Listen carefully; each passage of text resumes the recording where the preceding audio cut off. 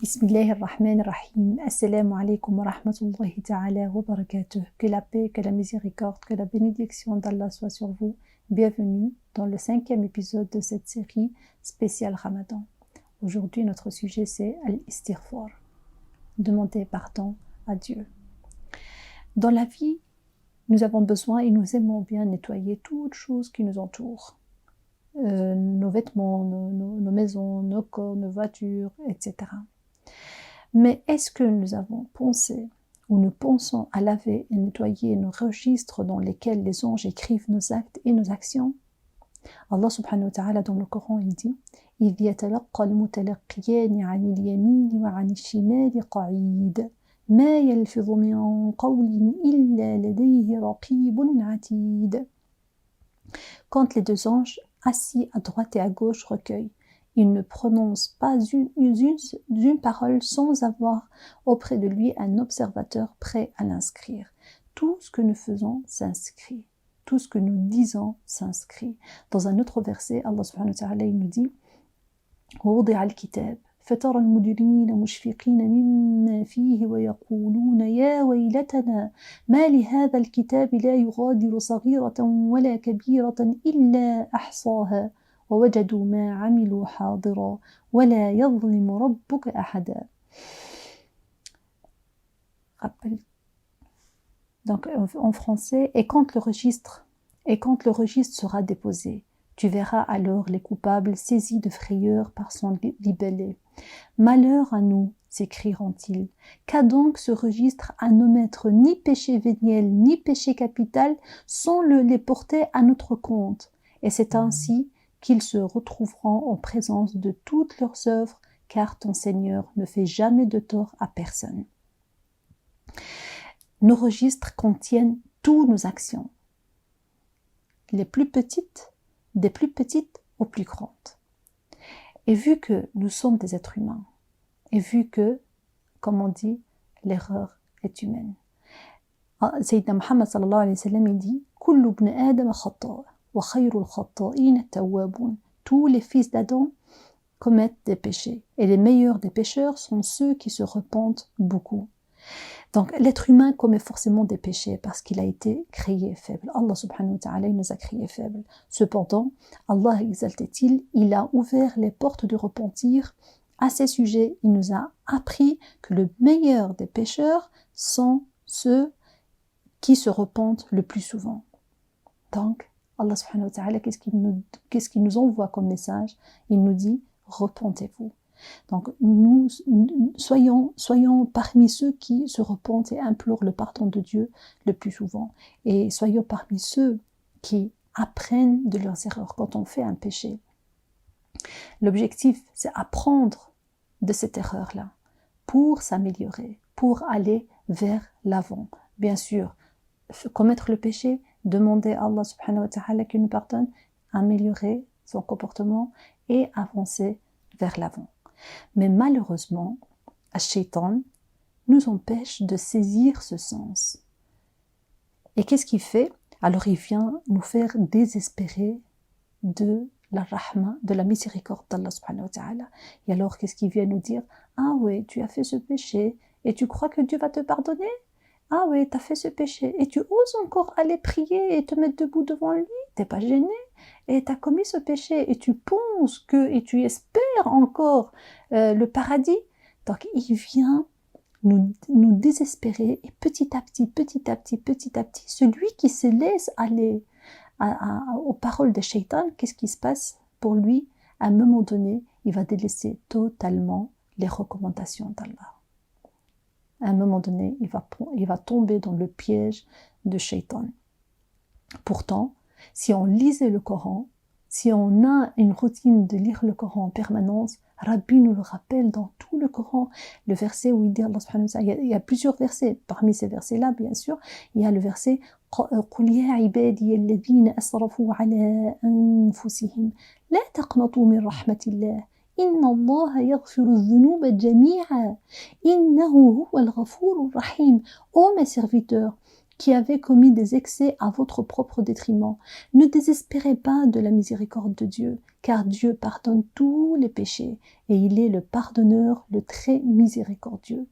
Ici, Allah subhanahu wa ta'ala nous prévient, ne tombez pas dans le piège de Shaitan. Shaitan, il va vous faire comprendre que vous êtes des mauvais, que Dieu ne vous aime pas parce que vous avez fait tel péché ou tel péché et du coup, vous vous éloignez du chemin. Tandis que lui, Allah subhanahu wa ta'ala, il sait qu'on va faire des péchés. Il nous a créés, c'est la règle du jeu, il dit si-bas. On va faire des péchés et ces péchés-là qui vont nous aider justement à nous améliorer. Et comme le verset, il le dit, قُلْ يَا عِبَادِيَ الَّذِينَ أَسْرَفُوا. On a commis des excès, ça veut dire des choses qui sont quand même des grands péchés quand même. Et là, Ya Rabbi nous dit, ne désespérez pas de la miséricorde de Dieu. Pourquoi Ya Rabbi? Parce que Rabbi, il pardonne tous les péchés. Quand on dit tout, en dessous du mot tout, on met 1000 tirés. Tout, vous imaginez, ça veut dire quoi tout? Petits et grands péchés, de toutes sortes.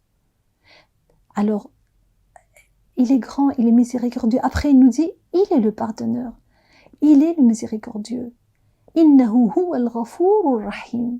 Il nous dit, allez, croyez en moi. Et dans un autre verset que j'aime beaucoup aussi, il dit, Allah subhanahu wa ta'ala, il nous dit, وَالَّذِينَ إِذَا فَعَلُوا فَاحِشَةً. Imaginez, فَاحِشَةً. أَوْ ظَلَمُوا أَنفُسَهُمْ ذَكَرُوا اللَّهَ فَاسْتَغْفَرُوا لِذُنُوبِهِمْ وَمَنْ يَغْفِرُ الذُّنُوبَ إِلَّا اللَّهُ وَلَمْ يُصِرُّوا عَلَى مَا فَعَلُوا وَهُمْ يَعْلَمُونَ. Et pour ceux qui, s'ils ont commis quelques turpitudes ou causé quelques préjudices à leur propre âme en désobéissant à Dieu, se souviennent de Dieu. Voilà le remède. Se souviennent de Dieu et demandent pardon pour leurs péchés. Et qui est-ce qui pardonne les péchés sinon Dieu? Et qui ne persiste pas sciemment dans le mal qu'ils ont fait? Est-ce qu'il y a plus miséricordieux que notre Allah subhanahu wa ta'ala? Rabbi nous dit ici, ils ont commis quelques turpitudes, donc des grands péchés. Et Rabbi, qu'est-ce qu'il nous dit? Donc, se souvenir d'Allah, il nous donne la recette. Se souvenir d'Allah et demander le pardon. Voilà, tout simplement. Et le prophète sallallahu alayhi wa sallam dans un hadith, qu'est-ce qu'il nous dit? Ya ayyuhan nas, astaghfirullah wa tubu ilayhi fa inni astaghfirullah wa atubu ilayhi fil yawmi 100 marra. Ô gens, demandez pardon à Dieu et repentez-vous à Allah. Certes, je demande pardon et je me repens à lui moi-même 100 fois par jour. Alors si le prophète sallallahu alayhi wa sallam, il demande pardon à Allah 100 fois par jour, combien nous devons demander pardon à Allah, nous? Donc, alors maintenant, on comprend que les péchés, c'est quelque chose de tout à fait normal. Il faut juste demander pardon. Pensez à demander pardon et se souvenir d'Allah subhanahu wa ta'ala. Pourquoi on doit demander pardon? Pourquoi on doit nettoyer ses péchés en permanence? Parce que malheureusement, quand les péchés s'accumulent, quand on fait péché après péché, péché après péché, ces péchés-là s'accumulent et qu'est-ce qu'ils font? Ils vont faire une sorte de voile autour de nous. Et qu'est-ce qui se passe? Le voile nous empêche de percevoir la lumière d'Allah, nous empêche de voir le droit chemin, nous empêche à aller vers Allah subhanahu wa ta'ala. C'est pour ça que Rabbi dit non, il faut imaginer un peu une voiture qui avance et elle n'utilise pas l'essuie-glace. À un moment donné, elle va bien sûr, elle va rentrer dans le mur parce qu'elle ne voit plus rien. C'est exactement nous.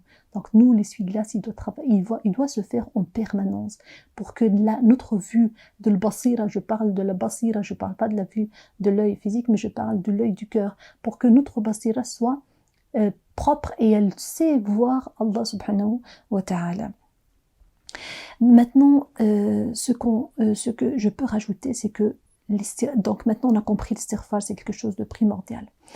Maintenant, comment l'istighfar? Comment le faire, ce istighfar? L'istighfar, comme Allah subhanahu wa ta'ala il nous dit dans le Coran, il ne nous dit pas